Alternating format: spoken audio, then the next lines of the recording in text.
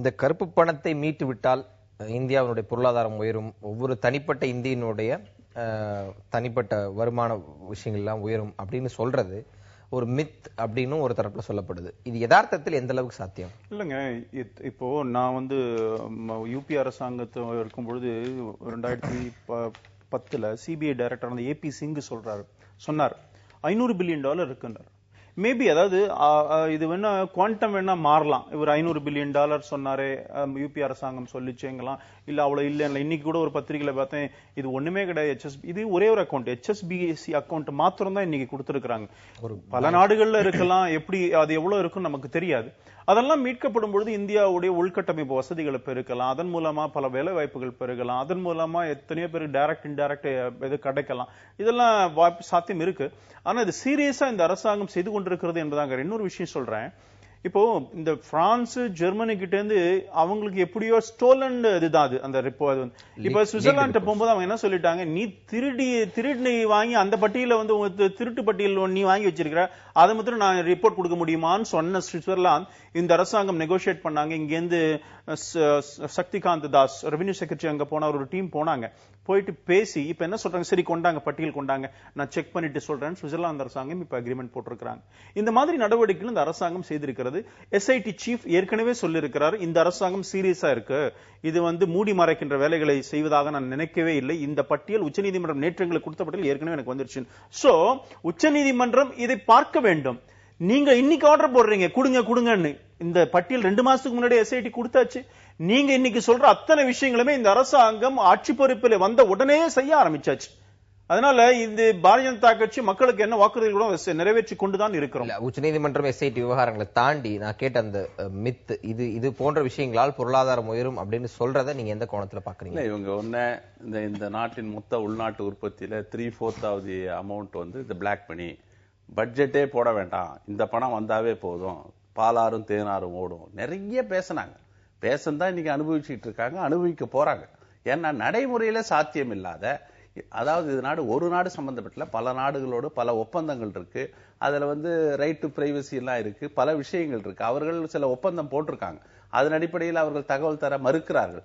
அவர்கள் தகவலை பெறுவதற்கு கடுமையான முயற்சிகளை கடந்த காலத்திலே ஐக்கிய முற்போக்கு கூட்டணி அரசு எடுத்திருக்கு. அதெல்லாம் தொடர் நடவடிக்கைகள். ஆனால் இவர்கள் என்ன, ஒரே நாளில் நாங்கள் மொத்த பணத்தையும் கொண்டு வருவோம், ஒவ்வொரு இந்திய குடிமகனுக்கும் அவனுடைய வங்கி கணக்கில் 15 லட்சம் ரூபாய் நாங்கள் டெபாசிட் செய்வோம் என்றெல்லாம் சொல்லி மக்களிடம் வாக்கு பெற்றுவிட்டு இன்றைக்கு மிக குழப்பத்தில் இருக்காங்க. தெளிவான நிலை கிடையாது. முன்னுக்கு பின் முரணான நடவடிக்கைகள். இவர்கள் ஒரு பாதையை தேர்வு செய்து ஒரு அணுகுமுறையை கையாண்டார்கள். ஆனால் நீதிமன்றம் இவர்களை நீங்கள் அதெல்லாம் எதுவும் செய்ய வேண்டாம், நீங்க எந்த விசாரணையும் மேற்கொள்ள வேண்டாம், மொத்த பட்டியலை எங்களிடம் கொடுத்து விடுங்கள், நாங்கள் விசாரிக்கிறோம், நாங்கள் எஸ்ஐடியிடமிருந்து ஸ்டேட்டஸ் ரிப்போர்ட்டை நாங்கள் வாங்கி இப்ப இந்த விஷயத்தை நடைமுறைப்படுத்துவதே உச்ச நீதிமன்றமே தவிர மத்திய அரசு கிடையாது. உச்ச நீதிமன்றம் சொல்லுவதைத்தான் மத்திய அரசு செய்யும். மத்திய அரசுனா எஸ்ஐடி. ஆக இதுல பாத்தீங்கன்னா நிறைய மறுத்ததை நீங்க சேலஞ்ச் பண்ணீங்க. ஒன்னு சொல்றேன், எஸ்ஐடி ஃபர்ஸ்ட் ரிப்போர்ட் ஆல்ரெடி கொடுத்தாச்சு கவர்மெண்ட்டுக்கு, ஆகஸ்ட்லயே கொடுத்துட்டாங்க.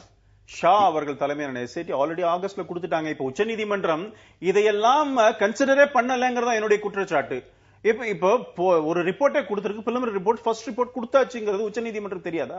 உச்சநீதிமன்றம் எங்கிட்ட கொடுங்க, நீங்க சொன்ன எஸ்ஐடி ஆல்ரெடி கொடுத்தாச்சுன்னு அவங்க நாங்க வாங்கிட்டோம்னு சொல்றாங்க. சிறப்பு புலனாய்வு இன்வெஸ்டிகேஷன் புலனாய்வு ஆரம்பிச்சாச்சுன்னு அவங்க சொல்றாங்க. இப்ப உச்சநீதிமன்றம் இப்படி சொல்லுது, இவரும் பேசுறாரு. சரியான பாதையில இன்னொன்னுங்க, கருப்பு பணம் விவரத்தை கையில் எடுத்தது அத்வானி அவர்களுக்கு 2009 அவர் தாங்க ஆரம்பிச்சாரு. நாங்கள் தெளிவாக முதல்ல சொன்னதே நீங்க இல்ல. அத்வானி சொன்ன உடனே நீங்க 2009 நாங்க வந்த உடனே 100 நாள்ல நீங்க பிஜேபியோட மேனிபெஸ்டோ பேஜ் 5 2014 பேஜ் 5 மேனிபெஸ்டோ எடுத்து பாருங்க. பிஜேபி மேனிபெஸ்டோல நாங்க காலக்கெடுலாம் நிர்ணயிக்கல. நீங்க சொல்லிட்டு இருக்கீங்க, நீங்க சொன்னீங்க அப்போ 2009 100 நாட்கள் சொன்னீங்க, கொண்டு வரணும் அத்வானி சொன்னார், மோடி அதை சொன்னார். 100 நாள்னு சொல்லி ராஜ்நாத் சிங்ல இருந்து எல்லாரும் பேசி இருக்கிறாங்க. இப்போ அது இல்லைன்னு மறுக்கிறாங்க. ஆக போக போக பாத்தீங்கன்னா கருப்பு பண விவகாரத்தில் உண்மையிலே அரசியலாக்க விரும்புகிறார்களே தவிர அதன் மூலமாக இந்த பணத்தை கொண்டு வரணும்னு முறையான நடவடிக்கை இல்ல. ஒரு நிமிஷம், அதை ஒட்டி இன்னொரு கேள்வி இருக்கு. இன்றைய இந்த பொருளாதார சித்தாந்தங்கள், ஐக்கிய முற்போக்கு கூட்டணி அரசு கடைபிடித்த சித்தாந்தங்களா இருக்கட்டும், பாரதிய ஜனதா கடைபிடிக்கும் சித்தாந்தங்களா இருக்கட்டும், அந்நிய நேரடி முதலீட்டை பெருமளவு ஊக்குவிக்கிற ஒரு பொருளாதார கொள்கையை கொண்டிருக்கும் போது அங்க இருக்கக்கூடிய இது போன்ற முதலீடுகளை அவ்வளவு எளிதில் கொண்டு வர முடியாதுன்னு ஒரு தரப்பு சொல்றாங்க. இதை நீங்க ஏத்துக்கிறீங்களா? அந்நிய முதலீடு, அதாவது அந்நிய முதலீடு இந்த அளவுக்கு இருக்கும்போது, அந்நிய முதலீட்டை நம்பி அந்நிய முதலீட்டு ஈர்க்கும் நடவடிக்கையில் இருக்கும்போது கருப்பு பணத்தை மீட்போம் அப்படின்னு சொல்றது இதுக்கு பாதகமாக அமையும் அப்படின்னு சொல்றது எனக்கு ஒன்றும் புரியல. அது எப்படி பாதகமாகும் எனக்கு தெரியல. ஆனால் அப்படி இல்லை. இது வேற அது வேற.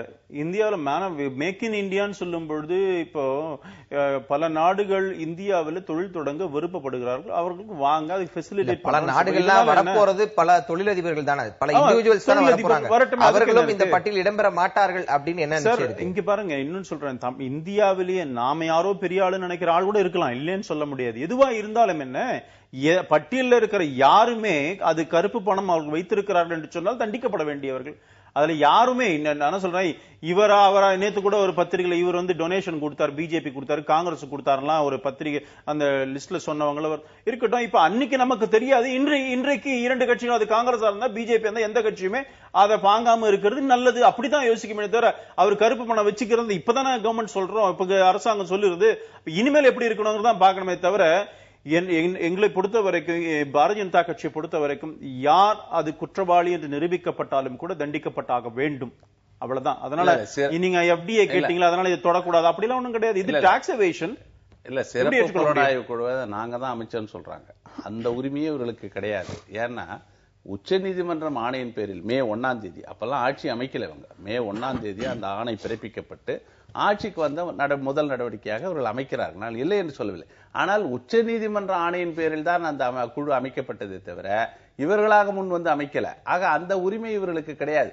ஆக இந்த நிலையில பார்க்கிற போது, அதாவது அந்நிய நேரடி முதலீடு, அதை பற்றியே வந்து நரேந்திர மோடி தேர்தல் சமயங்களில் அதற்கு முன்பு கூட இந்த அந்நிய நேரடி முதலீடு மூலமாக இந்த நாட்டை அந்நிய நாடுகளிடம், அந்த சர்வதேச நிறுவனங்களிடம், நாடுகளிடம் இந்த நாட்டை அடகு வைக்கிற முயற்சியிலே டாக்டர் மன்மோகன் சிங் அரசு ஈடுபடுகிறது என்று சொன்னவர் நரேந்திர மோடி. இன்னைக்கு வந்து ஃபாரின் எஃப்டிஐ பற்றி நிறைய பேசுகிறார், மேக் இன் இந்தியா என்று புது புது வார்த்தைகளை ஜோடித்து அதை வந்து மக்களிடம் சொல்லுவது. இப்படி தமிழ்நாட்டில் கூட சில பேச்சாளர்கள் பாத்தீங்கன்னா சில வார்த்தைகளை வந்து பிரயோகம் பண்ணிவிட்டு, அதாவது இதெல்லாம் வெற்று கோஷங்களாக இருக்குமே தவிர நடைமுறையில் என்ன செய்ய போகிறார்கள், என்ன அந்நிய நேரடி முதலீடு வரப்போகிறது என்றது மாதந்தோறும் பட்டியல் வரப்போகிறது. இவர்கள் எவ்வளவு தொகை இவர் பெற்றார்கள், இந்த நாட்டில் என்ன இவர்கள் உற்பத்தி செய்தார்கள், இவருடைய பொருளாதார வளர்ச்சி என்ன என்பதெல்லாம் கணிக்கிற காலம் விரைவிலே வரும். அப்போது இவர்கள் என்ன நடவடிக்கை எடுத்தார்கள் என்றது எல்லாருக்கும் தெரிய போகுது. இப்ப கோபண்ணா சொல்றதை தாண்டி சிவசேனாவோட கருத்து கூட அப்படிதான் வருது. கருப்பு பணம் தொடர்பான வழக்கில் பாராட்ட முடியாது இந்தியர்களின் பெயர் பட்டியலை வெளிக்கொண்டு வந்ததற்கு உச்சநீதிமன்றமே பாராட்டுக்குரியதாகும் சிவசேனாவும் இந்த கருத்து உண்மைக்கும் போது, இதை நாங்க தான் இதற்கான சோல் ப்ராப்பர்ட்டி ஹோல்டர்ஸ் அப்படின்னு சொல்றதுக்கு பாரதிய ஜனதா உரிமை இல்லைன்னு ஒரு தரப்பு சொல்றாங்க. புரிஞ்சுக்கோங்க, உச்சநீதிமன்றத்தில் வழக்கு தொடர்ந்து காரணமாகத்தான் இப்படி ஆச்சு. இல்லாட்டி இவங்க அதெல்லாம் கண்டு கூட மாட்டாங்க. ராம்ஜெத் மலானி வழக்கு போட்டார் 2009. அந்த வழக்கு 2009 போட்ட வழக்குக்கு நீங்க 2014 லிஸ்ட், 2011 லிஸ்ட் ரெடி ஆயிடுச்சு, கையில வந்துருச்சு. அந்த லிஸ்ட் கொடுக்கல. எஸ்ஐடி அப்பாயிண்ட் பண்ணணும்னு சொன்னா முடியாதுன்னு என்ன பண்ணிட்டாங்க, சுப்ரீம் கோர்ட் அவங்களே அமைச்சாங்க. அதை சேலஞ்ச் பண்ணாங்க. சிறப்பு புலனாய்வு குழு அமைக்க கூடாது, உங்களுக்கு அதிகாரம் இல்லை நீதிமன்றத்துக்கு சொல்லி சேலஞ்ச் பண்ணவங்க இவங்க. ஆனால் உச்ச நீதிமன்றத்துடைய ஆணையை ஏற்றுக்கொண்டது பாரதிய ஜனதா கட்சி அரசாங்கம். இவங்க செஞ்சாங்களா? அந்த பட்டியல் 2011 ரெடி, நீங்க உடனே ஆக்ட் பண்ண வேண்டியதானே? இருங்க பிளீஸ். இப்போ உச்ச நீதிமன்றம் 2011 ரெடி பண்ணிட்டு கையில வச்சுட்டு பட்டியல நீதிமன்றத்துக்கும் கொடுக்கல, சிறப்பு புலனாய்வு குழு அமைக்கணும் நீதிமன்றம் சொன்னது ஏற்றுக்கவே இல்லை. இப்ப நாங்கள் ஏற்றுக்கொண்டிருக்கிறோம் என்பது மாத்திரமல்ல, ஸ்பெஷல் கமிட்டி முக்கியமான எக்ஸ்பர்ட்ஸ் அதுல இருக்கிறாங்கன்றது மாத்திரமல்ல, அந்த பட்டியல அந்த கமிட்டிக்கு கொடுத்தது மாத்திரமல்ல, நேற்றைக்கு உச்ச நீதிமன்றத்துக்கு கொடுத்திருக்கிறோம். அந்த உச்ச நீதிமன்ற அந்த எஸ்ஐடி ஒரு மாசத்துல கொடுத்திருக்கிறோம். எஸ்ஐடி ஆகஸ்ட்ல முதல் ரிப்போர்ட் சப்மிட் பண்ணிருக்குது. இதெல்லாம் இந்த 3 மாசத்துல பண்ணது சாதனை இல்லையா?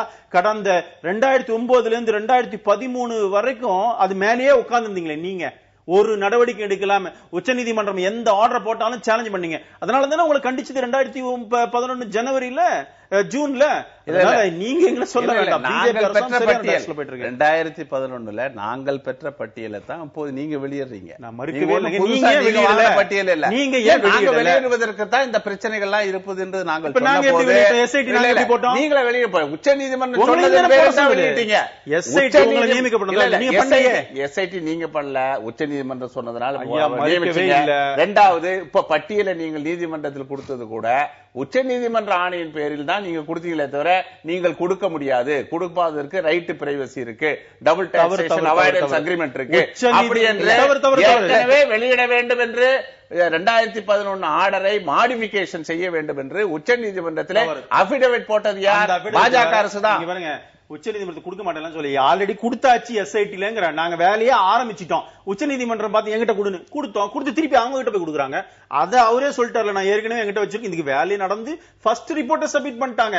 நீங்கள் 4 ஆண்டு காலமாக அந்த பேப்பர் மேலேயே உட்கார்ந்தீங்களா? என்ன நீங்க வச்சிருந்தீங்க ரிப்போர்ட்? நான் ஒத்துக்கிறேன், இந்த ரிப்போர்ட் இந்த வாங்கினது எல்லாம் இவங்க வாங்கி வச்சுட்டு அவங்க பேர் இருக்குதா என்னவோ தெரியல, அப்படியே வச்சிட்டு இருக்காங்க.